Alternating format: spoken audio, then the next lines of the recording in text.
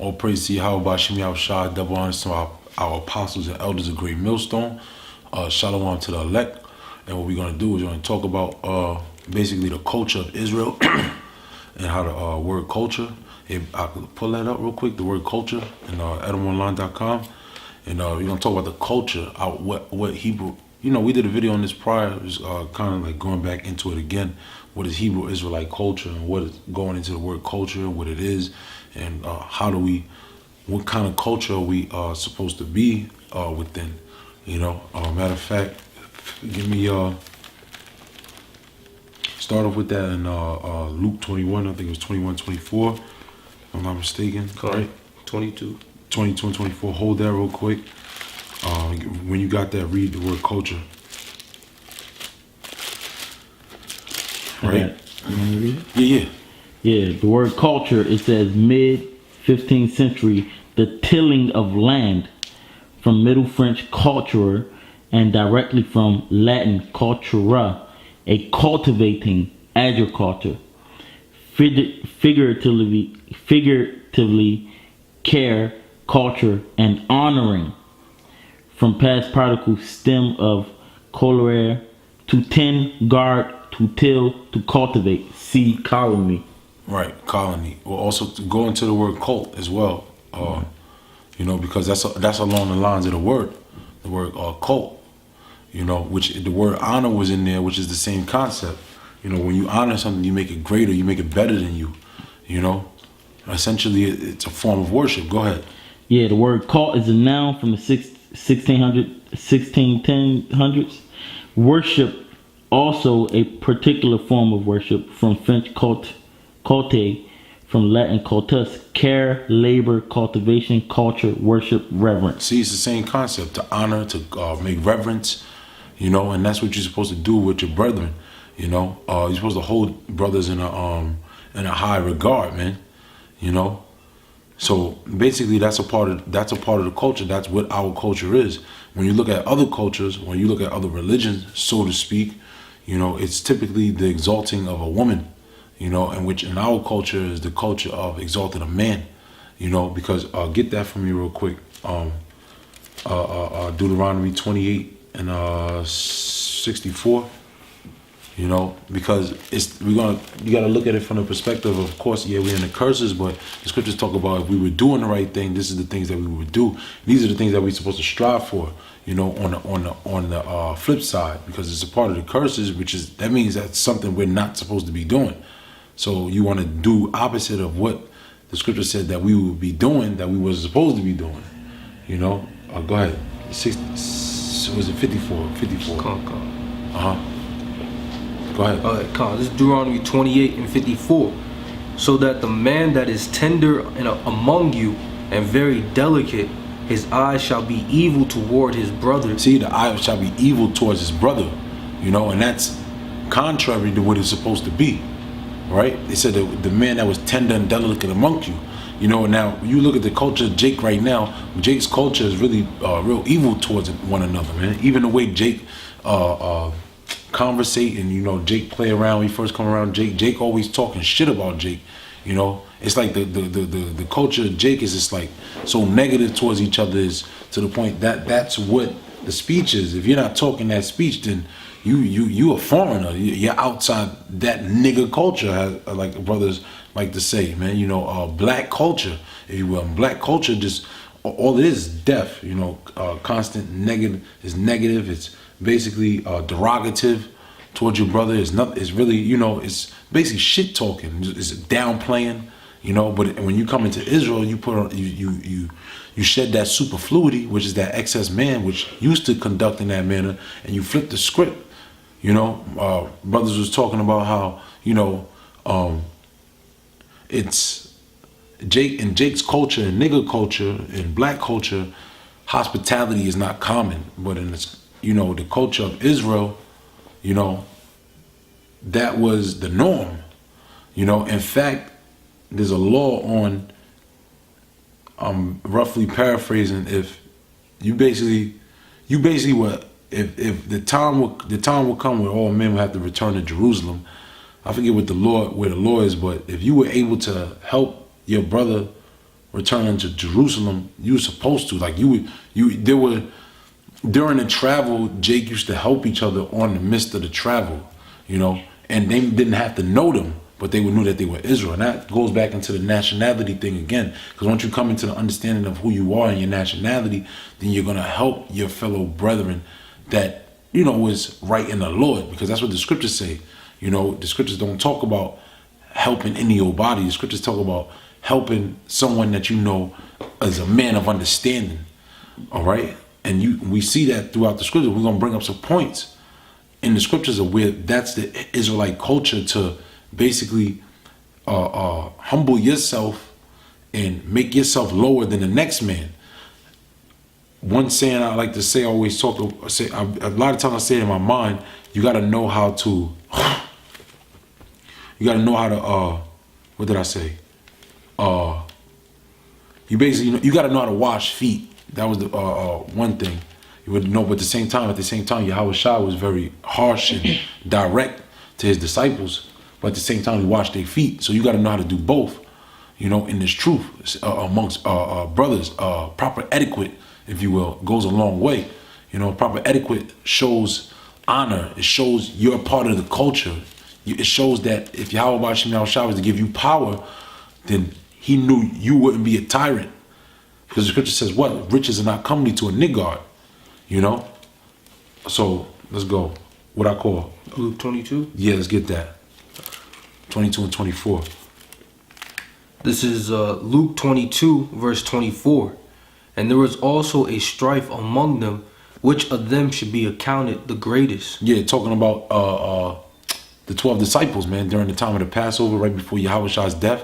And they were just being Jake. They was, you know, man, I'm look, just having that, trying to have that one up on another brother, you know? Come on.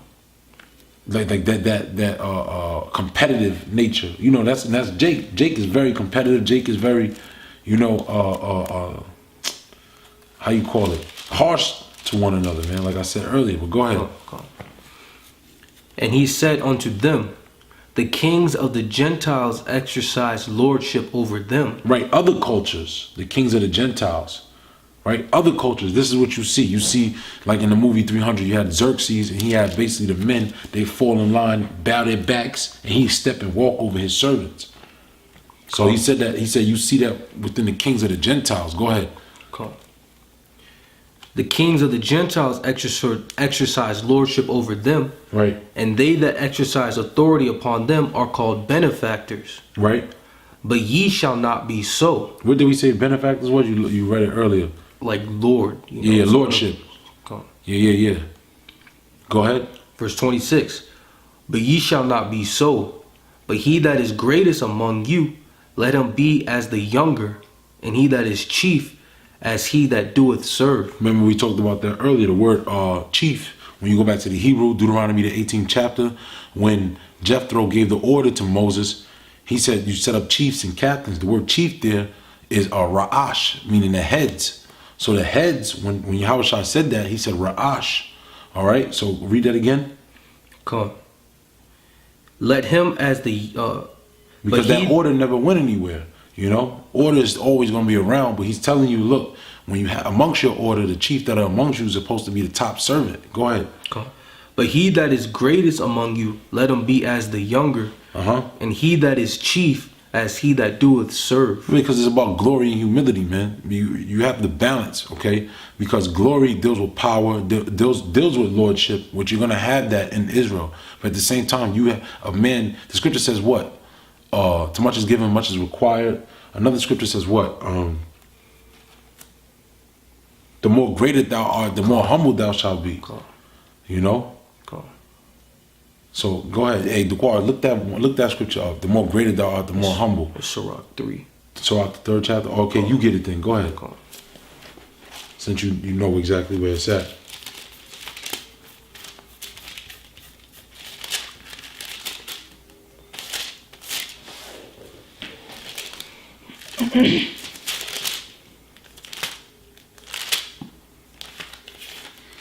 Okay, so yeah, basically explaining the culture of Israel. You know, it's not about, you know, who's greater, because the greater is going to be the most humble. Go ahead.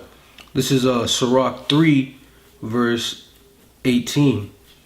The greater thou art, the more humble thyself, and thou shalt find favor before the Lord. See, thou shalt find favor before Yahweh Bashem Yahushua, because that's what works amongst Israel. You know, that's what works amongst Israel. Real quick, go to Psalms 133 and 1.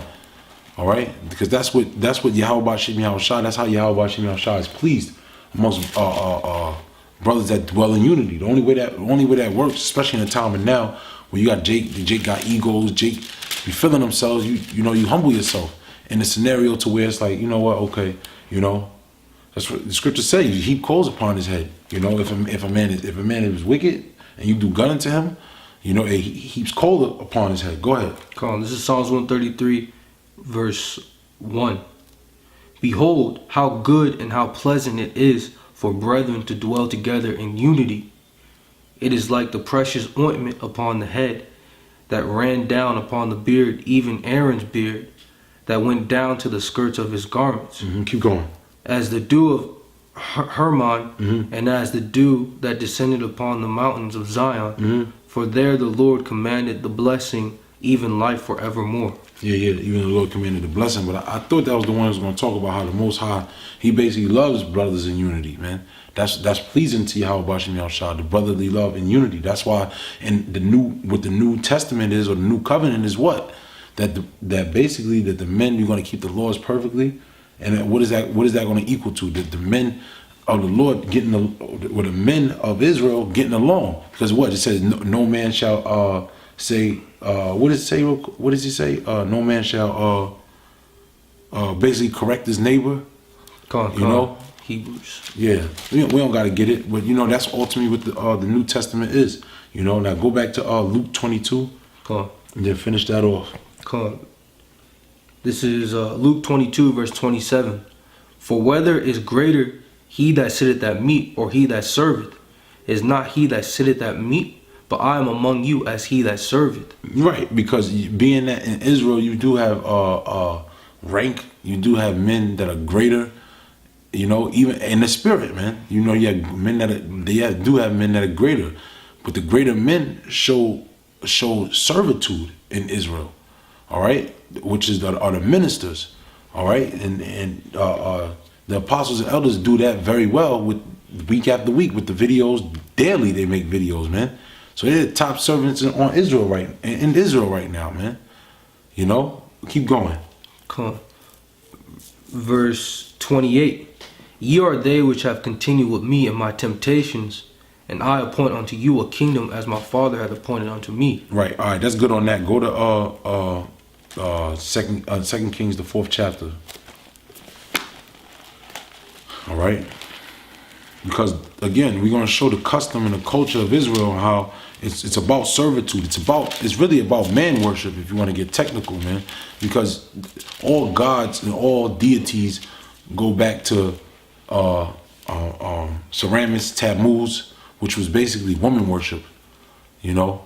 And during that time, all nations were heaping unto that philosophy, and they spread forth, and they basically put their own twist on it. That's why you got the East Indian god, the Shiva, you know, the Greeks, if I'm not mistaken, or the Romans worship Diana. You know, it's all about woman worship, man. Semiramis and Tammuz with Egypt, you know, it's all about woman worship.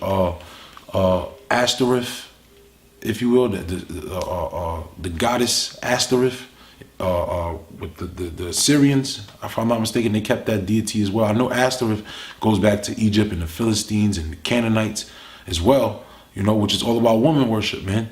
You know, just like, you know, basically Esau he made this big hermaphrodite god, man, Baphomet ultimately, man, to where it's like man and woman and beast, you know. That's another topic for another time. You got something? Con. Yeah, they was going into when we read the word culture, it goes into Tilith, right? And the brother said it's basically men pleasing. This is Sirach 20 verse 27. A wise man shall promote himself to honor with his words, and he that have understanding will please great men. Yeah, he that have understanding will please great men. All right, be at their servitude, man. All right, and it doesn't mean that the man is necessarily greater than you. He's another great man, so your aim is to please, you know, Because the scripture says what? Whoever gives water unto a prophet in the name of a prophet shall receive a prophet's reward. All right? Go ahead. Verse 28, it says, He that tilleth his land shall increase his heap, and he that pleaseth great men shall get pardon for iniquity. See, he that pleaseth great men shall be pardoned for iniquity, man. All right? That's the culture of Israel, man. All right, go ahead. Start from the top for him. Nah. Give me a second. Yes. Start at verse 8. Come on. This is 2 Kings 4 verse 8. And it fell on a day that Elisha passed to Shunem, where was a great woman, and she constrained him to eat bread. And so it was that as oft as he passed by, he turned and thither to eat bread. Right. Now that word constrain, all right. Hey, you do me a favor, pull that up. 2 Kings chapter 2 chapter 4 verse 8. If I'm not mistaken, I want to make sure that's the word 2, 8, 2. Yup. Watch. Just see what it says. And in the margin it says lay hold. All right? That's how aggressive this woman was, man. When she seen a man of the Lord. All right? She said she constrained him to eat bread. You know, she knew this was a man of the Lord, being Elisha, which was an understudy to Elijah, which they had a reputation, right? So she seen this man coming down the way, which is a man of the Lord. She basically hemmed him. She basically arrested him so she can serve him. Go ahead. Yeah, the Hebrew word is chazak, and it says, "To strengthen, prevail, harden, be strong, become strong, be courageous, be firm, grow firm, be resolute, be sore." And you go down to the Strong. Yeah, I'm gonna go down to, it says 3 of 12. It says to press, be urgent. Yeah, be urgent, man. You know, because that, like you read earlier, whoever pleaseth a great man shall be pardoned of iniquity, man. So this woman, she understood this, man.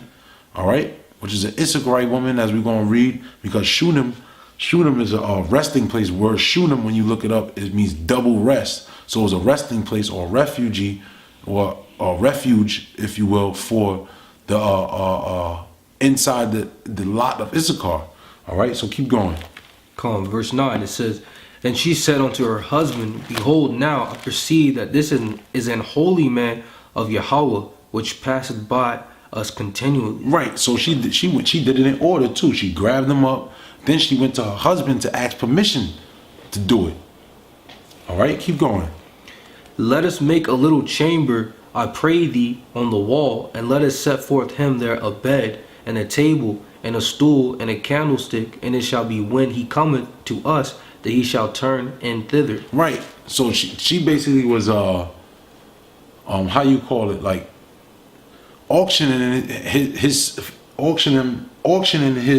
his presence ultimately, because just, you know, hypothetically speaking, or through extrapolation, you thinking like, okay, everybody knows that Elisha's coming, you know, so there's probably, you know, some other people that wanted to do the same thing, but she made sure she decked it real nice. So she said, so he doesn't turn thither, meaning so he don't go nowhere else. You know, we gonna serve this man right quick. You know, just like Abigail when she seen David, but her husband, what was the dude name, man? Nabal was being a hardhead, but Abigail knew what it was. Cool. See, some of these women got more balls, so to speak, or some of these women got more ethics, if you will, or, you know, hospitality than the men. See, that's the thing. Men don't understand in today's age that you're supposed to be hospitable to another man. That's a part of the worship. That's a part of our culture. All right, keep going. Cool. And verse 11, and it fell on a day that he came thither, and he turned into the chamber and lay there. And he said to Giza his servant, Call this Shunammite. And when he called her, she stood before him. And he said unto him, Say now unto her, Behold, thou hast been careful for us with all this care. What is to be done for thee? Wouldst thou be spoken for to the king? or to the captain of the host? And she answered, I dwell among my own people. And he said, What then is to be done for her? And Giza answered, Verily, she hath no child, and her husband is old. And he said, Call her. And when he had called her, she stood in the door. And he said, About this season, according to the time of life, thou shalt embrace a son. And she said, Nay, my lord, thou man of the Most High, do not lie unto thine handmaid. And the woman conceived and bare a son at the season that Elisha had said unto her, according to the time of life. Yeah, that's the point right there. She got a mean blessing right there, because that was a dishonorable thing for a woman not to be able to bear children. All right, so being that she did that, she got a heavy blessing. You know, and it said that her husband was old. All right, she didn't go pop off with some other dude, if you will. Pop off. You know, she didn't go slide off with some other guy. You know, basically Elisha brought forth a miracle because of that, man. She got a blessing, man. All right. Anything else? You got something? We could just if you got something. No, I was looking up the where I was looking up Hospitality. Hospitality. Oh, okay. But I don't got nothing concrete right now. Okay. It's cool. You got something? Well, look, I got the opposite, like niggas culture or whatever. Well, yeah, I was shy said about niggas cultures. Right. Go ahead. If you got it, go ahead. Con, this is Mark chapter 9 verse 35. And he sat down and called the 12 and saith unto them, If any man desire to be first, the same shall be last of all and servant of all. Con, you want to speak on it? Go ahead. Con, so like niggas culture is to be the man, have the preeminence, try to stunt on other niggas. But Yahushua said if you have that mentality, you're going to be the least in the kingdom of heaven. You know why? Because that's being presumptuous. You know, you think you're bigger than the power. You know, that's why they're going to come back with their heads down ultimately. Why? Because these are the same guys that, you know, ITR, you know, all the bug outs, they seeking preeminence and knowing that they're supposed to be up under the order. All right? So you got something coming to you, man. All those that oppose the order of things, because that is the other side, you know, through the spirit, you know, that is the other side. You are supposed to, you know, give reverence to those great men. You got to know how to play your role. You know, you got to know when to step in, know when to step out, you know. Hey, but with that, you know, all praises to Yahweh Bashim Yahushai, double honor to our apostles and elders of Great Millstone, shalom to the elect.